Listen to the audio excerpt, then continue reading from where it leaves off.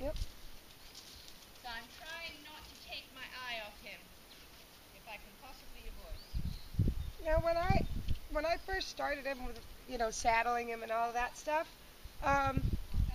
he was a lot thinner then, and that's just because I did a lot of honing him with the tack, and I didn't know if that would help him or hurt him in this case. Well, two things that make me, yes, sure, being pony is exercise, but things that I think of right away when you say that are, can you hold on to him if he decides not to cooperate?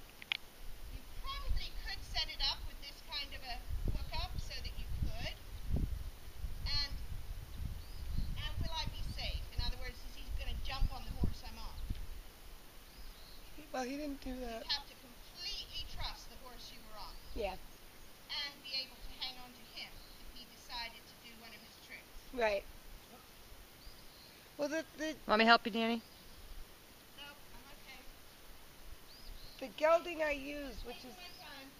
And again, I would take your help, except I still don't trust him.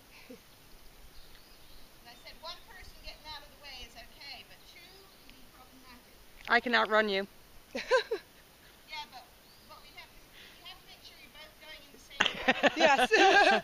That's right. Sorry. When he was younger and I ponied him, the gelding I used, he's got no nonsense for youngsters. He doesn't take it. He's not mean, but he doesn't put up with it. And he did. He gave him one good whack when he tried to do something So he was stupid. thinking he was going to stop and eat grass.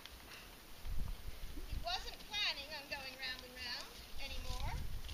Something weird's going on.